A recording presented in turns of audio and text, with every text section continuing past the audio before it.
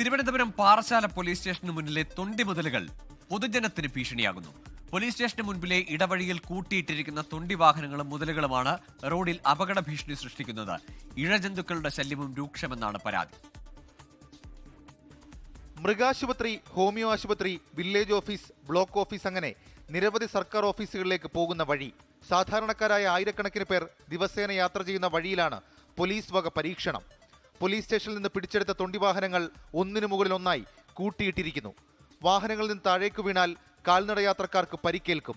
ഈ ഇത്തരത്തിൽ വാഹനങ്ങൾ ഒന്നിനുമേൽ ഒന്നായി കൂട്ടിയിട്ടിരിക്കുന്നത് കാരണം ഇതുവഴി യാത്ര ചെയ്യുന്നവർക്കും കുട്ടികൾക്കും വലിയ അപകടം വരുത്തി വയ്ക്കുന്ന രീതിയിലാണ് പോലീസ് സ്റ്റേഷൻ നടപടികൾ മുന്നോട്ട് കൊണ്ടുപോകുന്നത്.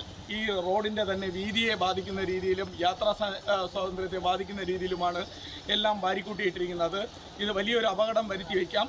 കൂട്ടിയിട്ട വാഹനങ്ങൾക്ക് മുകളിൽ കാട് കയറുന്ന സ്ഥിതിയാണ്.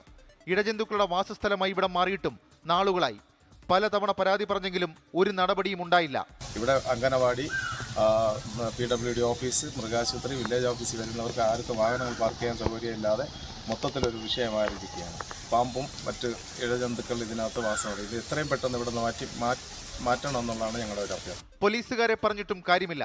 ഇവിടെ നിന്ന് തൊണ്ടി മുതൽ മറ്റെവിടേക്കെങ്കിലും മാറ്റാൻ സ്ഥലമില്ലെന്നാണ് പോലീസിന്റെ ന്യായം. 24 തിരുവനന്തപുരം.